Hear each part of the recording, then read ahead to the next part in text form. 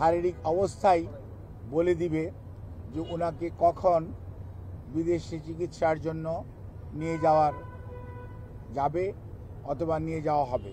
সর্বোচ্চ পর্যায়ে দেশনেত্রী বেগম খালেদা জিয়ার সুচিকিৎসা এবং ওনার সেফটি অ্যান্ড সিকিউরিটি অর্থাৎ চিকিৎসাগত দিক থেকে এইটি অত্যন্ত প্রাধান্য পাচ্ছে সর্বত্রই। আমি সবাইকে অনুরোধ করব, দয়া করে দেশনেত্রীর এর প্রতি যদি আপনাদের শ্রদ্ধা এবং ভালোবাসার নিদর্শন স্বরূপ বিনীতভাবে অনুরোধ করব, আপনারা দয়া করে যে শর্ট ফ্যাক্ট এটার বাইরে কেউ গুজব ছড়িয়ে মানুষকে দয়া করে বিভ্রান্ত করবেন না। কারিগরি ত্রুটির কারণে ওটাও যেমন আসতে পারে না, এটা সত্যি কথা।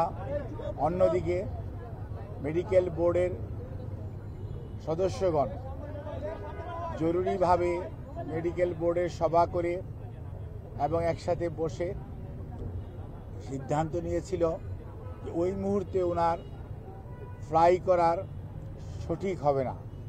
সেজন্যই আমরা ওনার যে বিদেশ নেওয়ার যে বিষয়টি সেটি কিছুটা বিলম্বিত হচ্ছে এবং ভবিষ্যতে হয়তো শারীরিক অবস্থাই বলে দিবে যে ওনাকে কখন বিদেশে চিকিৎসার জন্য নিয়ে যাবে অথবা নিয়ে যাওয়া হবে।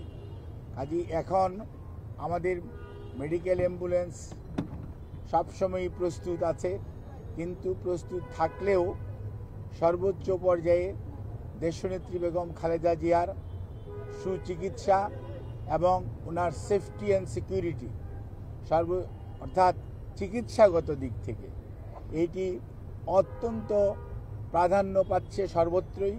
এবং আমাদের যে মেডিকেল বোর্ডের সম্মানিত সদস্যরা ইউকে এবং আমেরিকা থেকে এবং বাংলাদেশ থেকে যারা অংশগ্রহণ করছেন, ইভেন সুদূর চায়না থেকেও সবাই কিন্তু ওনার ফিজিক্যাল কন্ডিশনের উপর সবচেয়ে বেশি গুরুত্ব দিচ্ছে। এবং আমরা মনে করি আমরা সবাই দেশের সকল মানুষ ওনার সুস্থতা চায়। এই চিকিৎসার সমন্বয়ের জন্য ডক্টর জুবাইদা রহমান, উনি আগে লন্ডনে ছিলেন, গতকালকে উনি এসছেন এবং উনিও সার্বক্ষণিকভাবে এই চিকিৎসা মেডিকেল বোর্ডের সকাল বিকাল যে মেডিকেল বোর্ড বসে পরামর্শ করে সেই সমস্ত বিষয়ে উনি অংশগ্রহণ করেন।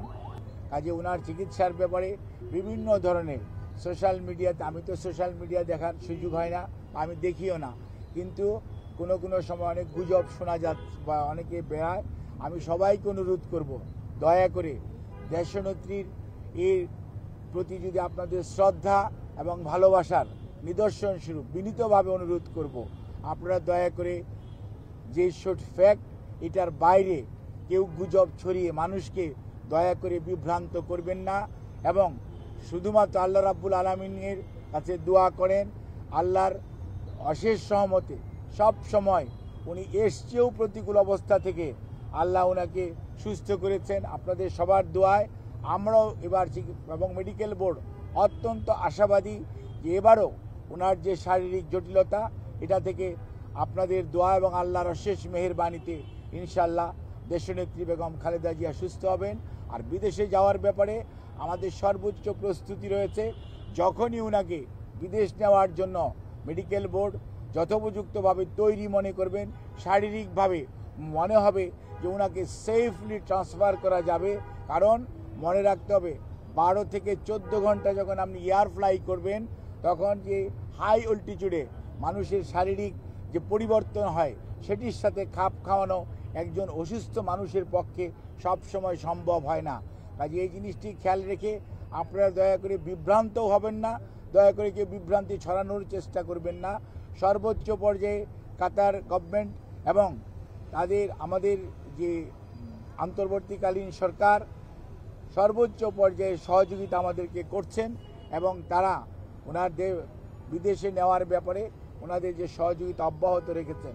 বাট ওনার শারীরিক সুস্থতা এবং চিকিৎসা মেডিকেল বোর্ডের যখন পরামর্শ হবে তখনই ইনশাআল্লাহ ওনাকে বিদেশে নিয়ে যাওয়ার হবে। তবে সবার আগে মনে রাখতে হবে ওনার চিকিৎসাটাই সর্বোচ্চ প্রাধান্য পাবে। সেই জন্যই ওনাকে চিকিৎসার জন্যই এখানকার হাসপাতালের কর্তৃপক্ষ এবং সেই সাথে কর্মরত সকল পর্যায়ের স্টাফস যারা ওনার চিকিৎসার সাথে সম্পৃক্ত, যারা চিকিৎসার সাথে সম্পৃক্ত না, সবাই সহযোগিতা করছেন। সর্বোচ্চ পর্যায়ে হাসপাতালে ভর্তিকৃত অনেক রুগী এবং রুগীর আত্মীয় স্বজন আমাদের অনেক মানে আবেগপ্রবণ আমাদের সহকর্মীদের কারণে হয়তো অনেকভাবে বাধাগ্রস্ত হচ্ছেন। সেজন্য আমরা আপনাদের কাছে, যারা একটু মনে কষ্ট পাচ্ছেন, তাদের কাছে আমরা ক্ষমা প্রার্থী, আপনাদের সহযোগিতা চাই এবং সর্বোচ্চ পর্যায়ে আপনাদের সহযোগিতা ছাড়া আমরা সত্যিকার অর্থে ওনার চিকিৎসা কার্যক্রম অব্যাহত রাখা কষ্ট হবে। এই কথা বলি আমি আমার বক্তব্য শেষ করছি। আপনি দয়া করে আমার বক্তব্য পুরোটা আবার রিওয়াইন্ড করে শুনবেন, সেখানে আমার বক্তব্য সব উত্তর আছে, দয়া করে কাইন্ডলি শুনবেন। আপনাদের সবাইকে ধন্যবাদ।